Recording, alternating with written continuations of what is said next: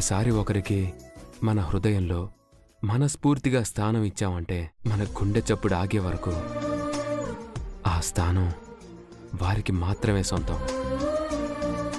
దానినే ప్రేమనంటారు. నువ్వంటే ఎంత ఇష్టం అని అడిగితే నేను చెప్పలేను, ఎంత ప్రేమ అంటే చూపలేను.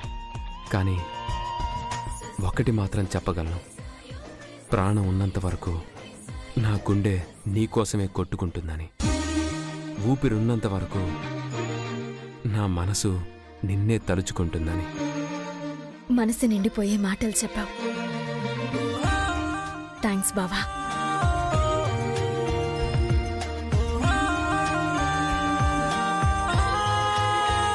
నిజం చెప్పాలంటే నిహారికను నువ్వు కాబట్టి ఎదుర్కొంటున్నావు. మరొకరయ్యుంటే నిహారిక ఆట ఆడించుండేది. ఇప్పుడు నిహారిక రగిలిపోతూ కొత్త ప్లాన్స్ వేస్తూ ఉంటుంది. సరే, ఆ నిహారిక సంగతి రేపు ఆలోచిద్దాం. అప్పటి వరకు బావా,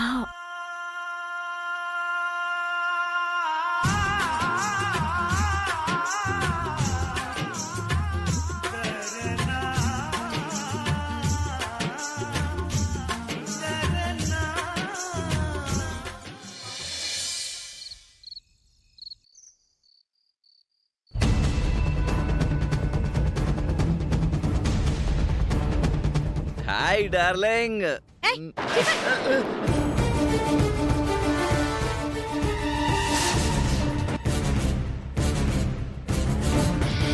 గట్టము నేను ఇంటి వారసుణ్ణి, నీకు ముగుణ్ణి, వెనక నుంచి వచ్చి వాటేసుకుంటే ఇలా తోసేస్తావా?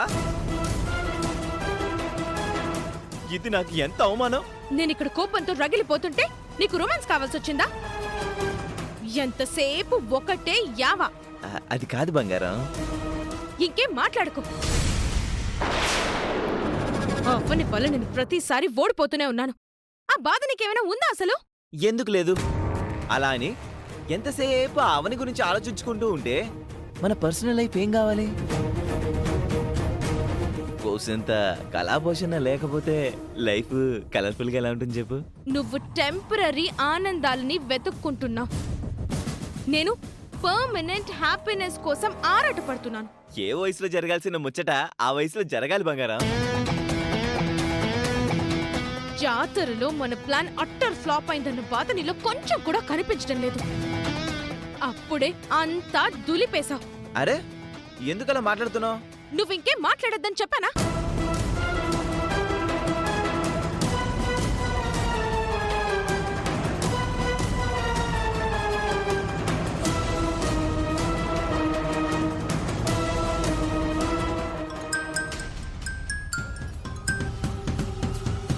హలో, ఒకసారి మీ బాస్ కి ఫోన్ ఇవ్వు. విషయం ఏంటో చెప్పండి. నువ్వు బాస్వా? నేను అసిస్టెంట్స్ తో మాట్లాడను. ముందు నీ బాస్ కి ఫోన్ ఇవ్వు. 1 minute. బాస్, నిహారిక.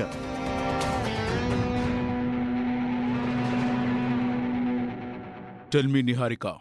ఏంటి చెప్పేది నా బొందా? బొందా? What is the mean of బొందా? నీ పిండాకుడ్రా, నీ పిండాకుడు. పిండాకుడు? ఏయ్ Charan, sir, what is the mean of బొందా అండ్ పిండాకుడు? She is scolding you sir. తను ఫ్రస్ట్రేషన్లో ఉండి తిడుతుంది. Is it? ఎంత మంచి అవకాశం క్రియేట్ చేశాను నేను.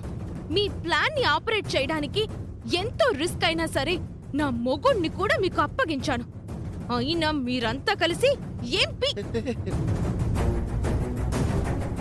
ఏమీ చెయ్యలేకపోయారు. We are very sorry Niharika. ఆ కాలరుద్రగాణ్ణి ఏ అడవుల్లోంచి పట్టుకొచ్చారో ఆ అడవుల్లో వదిలేయండి. వాడి వల్ల ఉపయోగమేమీ లేదు. వాడికి తిండి దండగా. వాడి బిల్డప్, అనవసరమైన ఖర్చు. మీరు కూడా దుకాణం సర్దేసుకొని మీ దేశానికి పారిపోండి. మీ కృష్ణ విగ్రహం దొంగతనం చేయలేకపోవడానికి కారణం ఎవరో తెలుసా? ఎవరు? మీరే. మేం కాదు, ఆ అవని.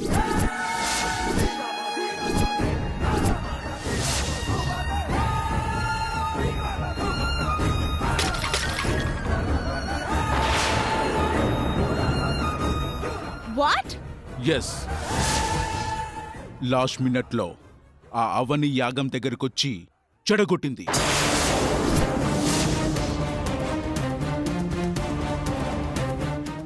నిజమా?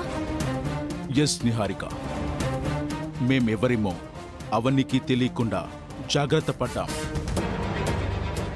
అలాంటి డేరింగ్ డాషింగ్ లేడీని మేమెక్కడా చూడలేదు. కాలరుద్ర ఆమె సామాన్యురాలు కాదని చెప్పాడు. ఆమెలో ఏదో శక్తి ఉందని చెప్పాడు. వాడి వల్ల చేత కాలేదు అని చెప్పకుండా ఏదేదో చెప్పాడు. అయితే ఇంక మీ వల్ల కాదనమాట. మీరింకా గివప్ ఇచ్చేసినట్టే కదా? నో నిహారిక, ఈ డేవిడ్ గురించి నీకు తెలీదు. అన్నపూర్ణ విగ్రహంతోనే నేను నా కంట్రీకి వెళ్తాను. ఓకే? ఛీ!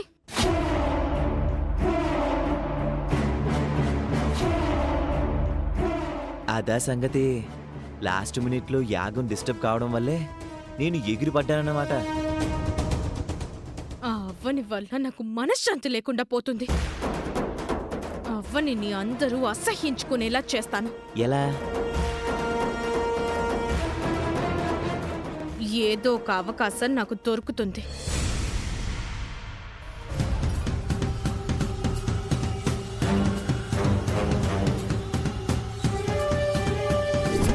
అది నెక్లెస్ కొట్టేయడానికి వచ్చిన దొంగల పని కాదు అని అంటున్నాను.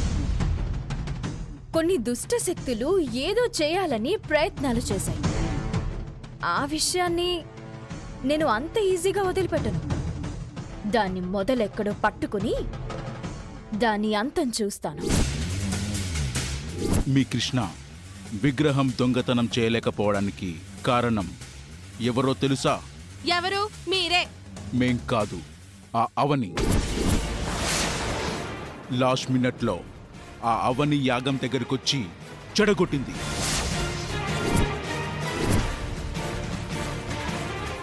డార్లింగ్, ఏంటి? నేనేదా అన్నా ఈరోజంతా జరిపిస్తా అని? దేని గురించి మాట్లాడుతున్నావు? నీ బ్రెయిన్ బాగా డిస్టర్బ్గా ఉంది కదా, అందుకే టక్ మని మ్యాటర్ని క్యాచ్ చేయలేకపోతున్నావు. విషయం ఏంటో చెప్పు. మన శత్రువు, మన ప్రత్యర్థి, మన ప్రతిపక్షమైన అవనిని అందరూ అసహించుకునేటట్టు చేస్తానని నువ్వు అన్నావు కదా, దాని గురించి అడుగుతున్నాను.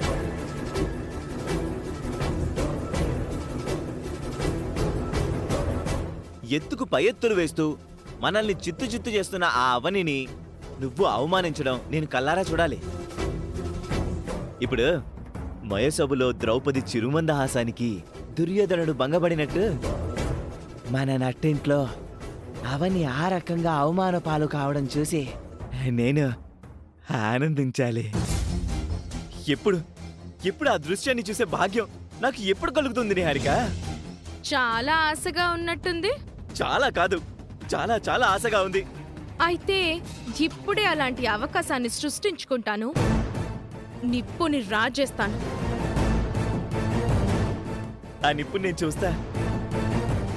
పెద్దోడు లావణ్యలు ట్రిప్పుకు వెళ్లారు. ఇంట్లో చూస్తేనేమో పరిస్థితులన్నీ చిందరవందరగా ఉన్నాయి. ఏం చేయాలో ఏమీ తోచడం లేదు. నా పరిస్థితి కూడా అలాగే ఉంది.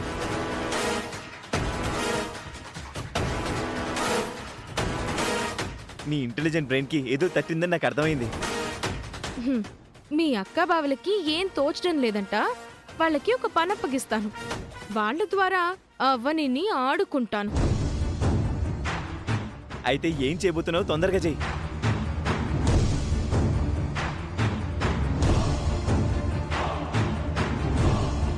ఆ, ప్రశాంతి గారు, ఆహా, బాగున్నారా? ఇప్పుడు సరిగ్గా వినపడుతోందా? అది మీ అమ్మాయిది లవ్ మ్యారేజ్ అని చెప్పారు కదా, ఇప్పుడు ఎలా ఉంది మీ అమ్మాయి? ఇంటి నుంచి అప్పుడు బయటికి గెంటేశారు కదా, మీ అమ్మాయి మీకు ఫోన్ చేస్తుందా? ఏంటి, నిజమా? ఇంటికి తీసుకొని వచ్చేసారా? వర్కౌట్ అయిందని హరిక ఇద్దరు ఇంట్రెస్టింగ్ గా వింటున్నారు. అబ్బాయి మీ రేంజ్కి సరిపడ్డవాడు కాదు అని ఆ అమ్మాయికి మీ ఆస్తిలో 5 పైసలు కూడా ఇవ్వమని చెప్పి గెంటేశారు కదా, మరి ఇప్పుడు ఇంట్లోకి ఎలా రానిచ్చారు? అవునా? మీరు చాలా ఆదర్శంగా గొప్పగా ఆలోచించారండి. కూతురు మీద ప్రేమంటే మీలా ఉండాలి. ఈ మధ్య మా వదిన గారు అమ్మాయి కూడా మీ అమ్మాయిలాగే ప్రేమ వివాహం చేసుకుంటే ఇంట్లోంచి వెళ్ళేశారు. మా ఇంటి పద్ధతులు అలా ఉన్నాయి. అమ్మాయి తల్లిదండ్రులు కూడా పోతే పోయిందిలే అన్నట్టు వాళ్ళ దారిన వాళ్ళని వదిలేశారు. మా కూతురు తింటుందా లేదా, బాగుందా లేదా, సంతోషంగా ఉందా లేదా అంటూ ఎలాంటి పట్టింపు లేదు. ఏం చేస్తానులేండి, రోజులు అలా ఉన్నాయి. మరి అందరూ పంతాలతో బతుకుతున్నారు తప్ప బంధాలతో బతకడం లేదు. సరేనండి, ఉంటాను.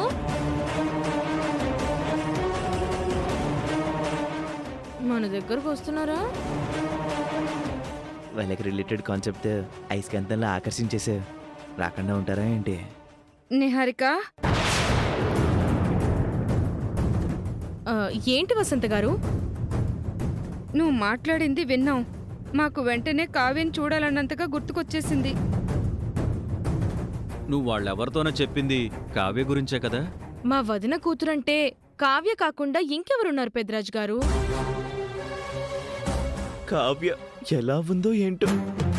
మన ఇంటి దగ్గర ఉన్నప్పుడు పొద్దున్నే 2 ఎగ్ దోశలు, 2 బటర్ దోశలు, మధ్యాహ్నం 4 రకాల కూరలతో ఇంత అన్నం, ఈవినింగ్ జీడిపప్పు ఉప్మా, రాత్రికి 1/2 డజన్ ఫ్రూట్స్ తినేది. ఇప్పుడు అక్కడ ఏం తింటుందో, ఎలా ఉంటుందో ఏమో. బయట దాన్ని కావ్య విషయంలో నాకున్నంత బాధ్యత కూడా మీకు లేదేంటి వసంత గారు? తల్లిదండ్రులైన మీరు ఇంత కూల్గా ఎలా ఉండగలుగుతున్నారు? మధ్యలో ఆ అవ్వని ఇన్వాల్వ్ కాకపోయుంటే కావ్య పెళ్లి ఎవ్వరూ లేని అనాథలా జరుగుండేదే కాదు. నేనేమన్నా అంటే నేను అవని గురించి నెగటివ్గా అంటున్నానని మీరు అనుకుంటారు గాని, నేను తెచ్చిన లాయర్ ప్రకాష్ అంకుల్ గారి అబ్బాయిని చేసుకొనుంటే కావ్య లైఫ్ ఎంతో బ్రహ్మాండంగా ఉండేది. ఈ మధ్య కావ్య గురించి అవని ఏమైనా చెప్పిందా? చెప్పలేదు. పోనీ మీరు అడిగారా? అడగలేదు. ఉన్నది ఒక్కగానొక్క కూతురు, అలా వదిలేస్తే ఎలా చెప్పండి? ఏమయ్యా, అవనితో మాట్లాడదాం పద.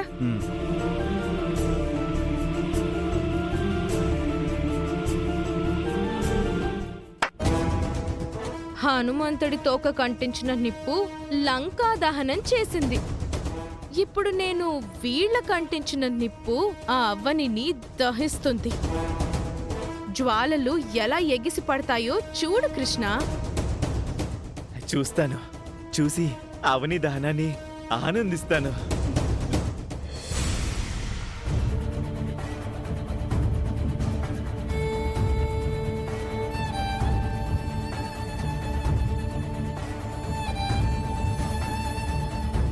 నేను బయటికి వెళ్ళినప్పుడు పదే పదే ఫోన్ చేయొద్దని నీకు ఎన్నిసార్లు చెప్పాలి? బాగా ఒంటరితనం అనిపిస్తుంది పవన్.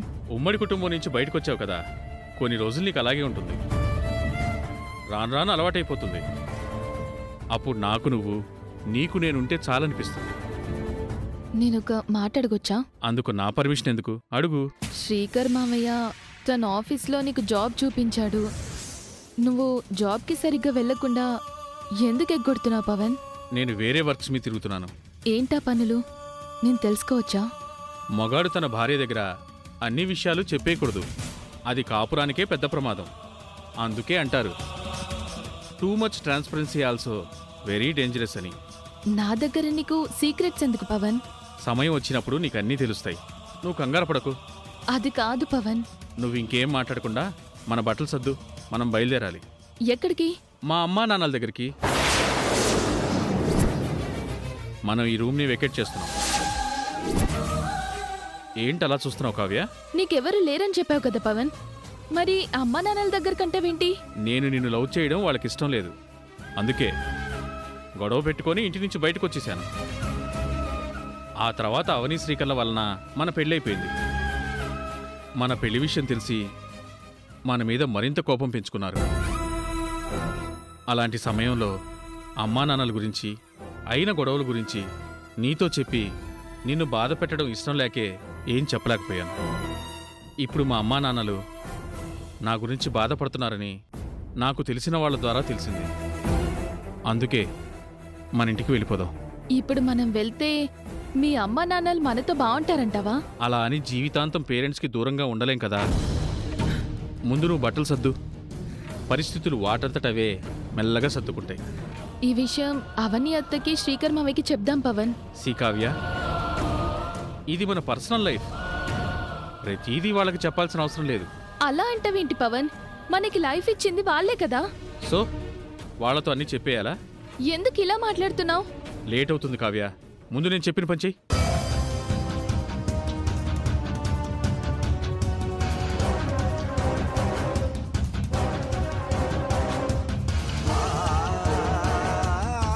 పద.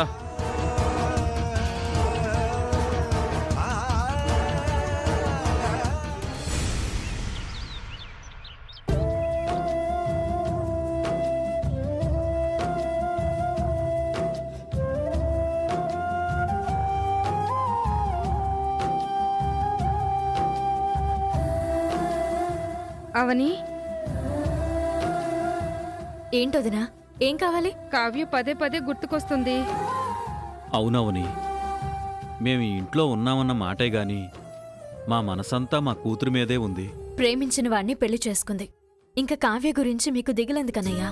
అది ప్రేమించి ఉండొచ్చు, కానీ ఆ అబ్బాయి ఎలాంటివాడో మాకు తెలీదు. ఈ ప్రేమలు దోమలు 4 రోజులు బావుంటాయి, తర్వాతే అసలు సమస్యలు మొదలవుతాయి. రోజు టీవీల్లో పేపర్లో ఎన్ని చూడటం లేదు. ఆ అబ్బాయికి ఓ కుటుంబం ఉండుంటే కావ్య అత్తారింట్లో ఉండేది. మేము అప్పుడప్పుడు వెళ్ళి చూసొస్తుండేవాళ్ళం. ఆ అబ్బాయి ఏమో తాడు బంగరం లేనివాడు. కావ్య ఆ అబ్బాయితో ఎలా ఉంటుందో ఏంటో. ఆ అబ్బాయి శ్రీకర్ బావ ఆఫీసులో చక్కగా జాబ్ చేసుకుంటున్నాడు. బావ చూసి పెట్టిన ఇంట్లోనే ఉంటున్నారు. వాళ్ళ ఖర్చులకు ఎలాంటి ఇబ్బంది లేకుండా బావ కొంత డబ్బును కూడా ఇచ్చాడు. కావ్య పవన్తో సంతోషంగా ఉంటుంది. మీరేం బాధపడాల్సిన అవసరం లేదు.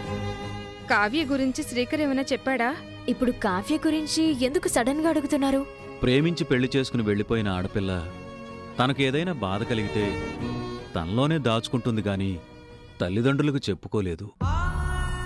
మా మాట కాదని వెళ్ళినందుకు నీకు అలాగే జరగాలని నిష్ఠూరంగా మాట్లాడతామని ఆడపిల్ల ఆలోచిస్తుంది. అందుకే మా కూతురు గురించి మాకు ఆలోచన ఎక్కువయింది. దాని విషయంలో జరిగింది కరెక్టా కాదా అని మాకిప్పటికీ అనిపిస్తుంటుంది. ఏమైంది మీకు? తన విషయంలో ఇన్ని రోజులు మనశ్శాంతిగా ఉండి ఎందుకు సడన్గా ఇలా అయిపోతున్నారు? మనింటి పరిస్థితులు బాగోలేక కావ్య గురించి ఏం మాట్లాడలేకపోయాం గాని మా కూతురైతే మా కళ్ల ముందే ఉన్నట్టుంది. అమ్మా నాన్నలేమో వాళ్ళకు ఆర్థిక సహాయం చేయడానికి నిరాకరించారు. మేమేదైనా చేద్దామంటే మా దగ్గర అంత డబ్బు లేదు.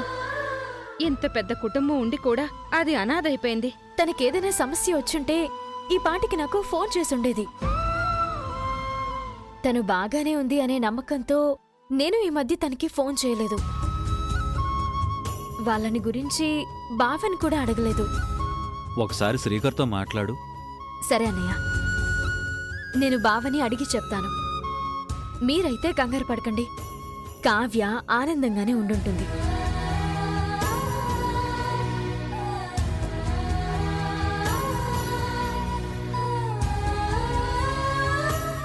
పవన్కి పేరెంట్స్ లేరు. ఉండేది వాళ్ళిద్దరే కాబట్టి ఇద్దరూ అన్యోన్యంగా ఉండుంటారు. అత్తమామలుండి వాళ్ళ పెళ్లికి అడ్డు చెప్పుంటే ఏమైనా సమస్యలు వచ్చుండేవి. ఇప్పుడైతే వాళ్ళకి అలాంటి సమస్యలేమీ లేవు.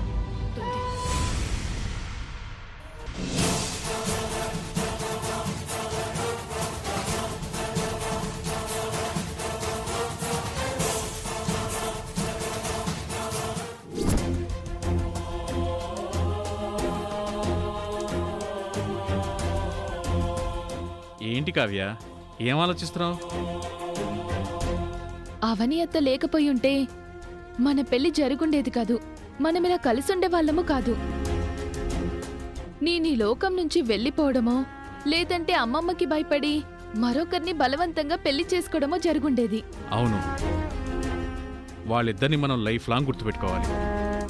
మనం ఏ పని చేసినా వాళ్ళతో చెప్పే చేయాలి, వాళ్ళ అనుమతితోనే చేయాలి.